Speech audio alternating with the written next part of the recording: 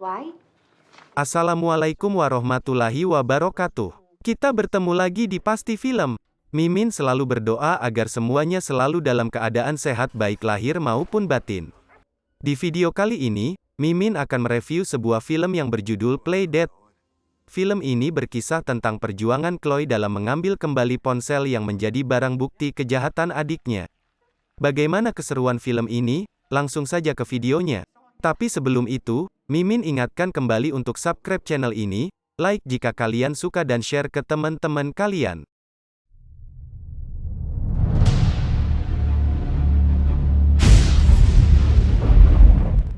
Di awal film terlihat seorang cewek namanya Chloe. Seorang mahasiswa kedokteran yang tengah memasuki semester 4, ia baru aja pulang kuliah, kemudian mengambil surat. Yang semua surat itu isinya tagihan yang harus segera dibayar. Kemudian ia ditelepon oleh debt collector yang katanya akan menyita rumah beserta semua isinya, jika ia tidak segera melunasinya. Di tempat yang berbeda diceritakan ada dua orang anak muda yang berencana merampok sebuah klinik kesehatan. Ia adalah TJ, adiknya Chloe yang terpaksa merampok diajak oleh Rose pacarnya Chloe. TJ menunggu di mobil sementara Rose masuk ke dalam klinik tersebut. Kemudian terdengar suara tembakan dan Rose keluar dengan luka tembak di punggungnya, mereka ditembaki sampai akhirnya Rose meninggoy. TJ pun tancap gas dan kabur. Dan film pun dimulai. TJ menceritakan semua kejadian kepada kakaknya, ia juga mengabarkan bahwa Rose tidak selamat. Namun sayang masih ada barang bukti yang ada pada jasad Rose yaitu ponsel. Dan jika ponsel itu diketahui polisi, maka TJ bisa terancam penjara dengan maksimal kurungan 25 tahun. Chloe tak mau adiknya masuk penjara. Akhirnya ia mempunyai ide untuk mengambil ponsel tersebut. Karena semua barang milik Rose itu belum dibawa ke kantor polisi melainkan dibawa ke kamar mayat. Semua barang bukti tersebut akan dibawa ke kantor polisi besok pagi beserta hasil otopsi. Sesampainya di sana Chloe berbicara lewat mikrofon. Namun sayang penjaga kamar mayat tidak mengizinkan mereka masuk. Akhirnya Chloe mempunyai ide gila. Ia akan berpura-pura mati, agar tubuhnya dibawa ke kamar mayat dan ia bisa mengambil ponsel milik Rose. Kemudian mereka mencari propofol obat bius yang sering digunakan dokter saat pembedahan. Setelah mendapatkan obat tersebut, mereka pergi ke sebuah terowongan. Sebelum eksekusi Chloe berpesan kepada TJ untuk menunggu 30 menit sebelum menelpon 911, agar tubuhnya menjadi dingin. Singkat cerita Chloe pun sudah berada di kamar mayat, ia pun terbangun dan hendak keluar, tapi pintu dikunci.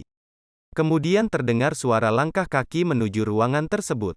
Chloe pun kembali ke tempat tidurnya dan memasang kembali identitas mayat di kakinya. Seorang penjaga masuk dan memeriksa mayat satu persatu. Kita sebut saja namanya Udin. Ia pun membawa satu mayat keluar untuk diotopsi. Sebelum pintu tertutup Chloe bangun dan menahan pintu tersebut.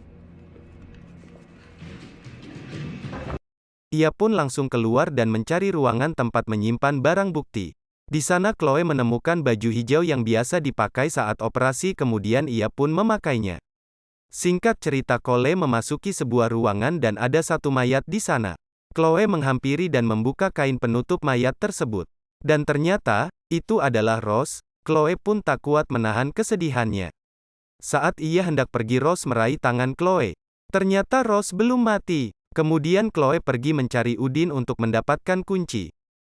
Sementara itu Udin sedang bersiap membedah salah satu mayat. Seperti biasa sebelum ia melakukannya, ia selalu menanggalkan jam tangan, cincin dan juga kunci. Memanfaatkan kesempatan ini Chloe mengambil kunci tersebut dan membawa Rose kabur. Karena kunci terlalu banyak, Chloe pun harus mencoba kunci satu persatu. Setelah pembedahan selesai, Udin pun baru sadar kalau kunci telah tidak ada pada tempatnya. Kemudian si Udin kembali ke ruang CCTV, untuk memantau keadaan. Di sana terlihat Chloe sedang berusaha membuka pintu depan. Tanpa buang-buang waktu ia pun langsung menghampiri mereka. Dan menyemprotkan gas kepada mereka hingga mereka tak sadarkan diri. Saat Chloe sadar ia sudah ada di atas meja operasi dengan kaki dan tangan yang terikat. Ia pun memohon kepada Udin untuk membiarkannya pergi bersama Rose. Namun si Udin mengambil pisau bedah dan lalu ia membedah perut Rose di depan Chloe, yang kemudian mengambil hatinya dan menyimpannya di kotak penyimpanan. Sementara si Udin pergi menyimpan kotak tersebut, Chloe mencoba melepaskan ikatannya dengan pisau gerindra yang ada di meja peralatan si Udin. Mendengar suara gerindra, si Udin yang sedang memandikan mayat langsung berlari ke ruang operasi di mana ia mengikat Chloe.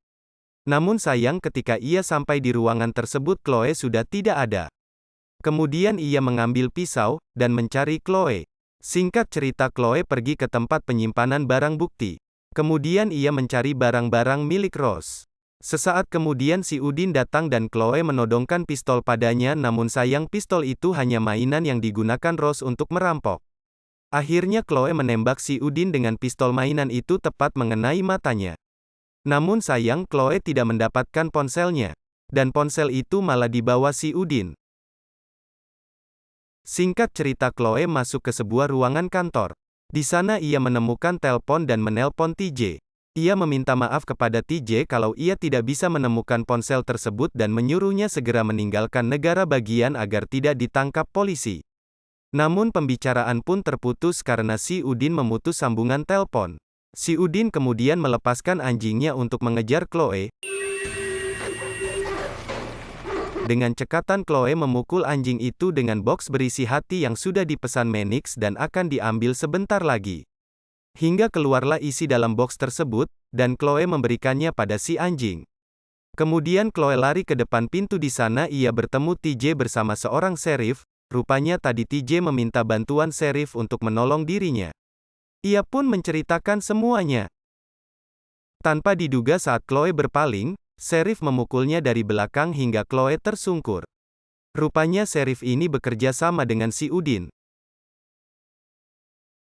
Kemudian mereka pun mencoba kabur, namun sheriff meniup peluit anjing, dan anjing pun lari mengejar mereka.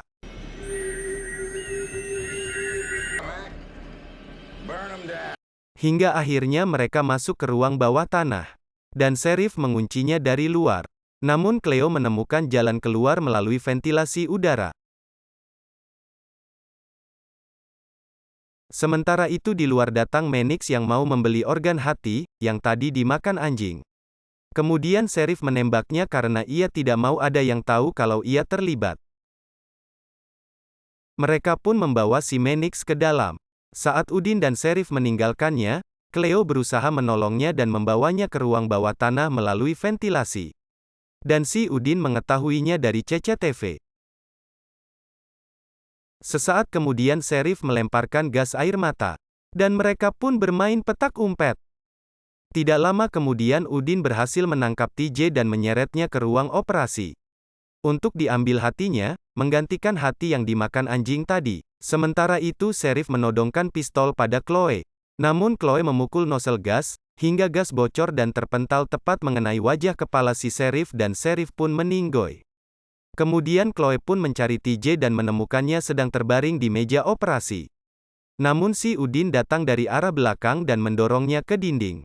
Di saat ia akan mencongkel mata Chloe, dengan cepat Chloe mengambil tabung likuid nitrogen ke wajah si Udin hingga wajahnya kering. Kemudian ia memukulnya sampai si Udin tersungkur ke atas meja dan bak celengan wajah si Udin pecah.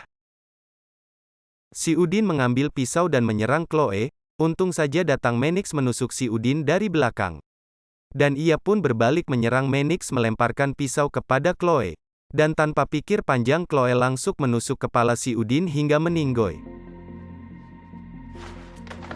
Kemudian Manix menawarkan harga yang tinggi jika Chloe mau memberikan barang yang ia cari.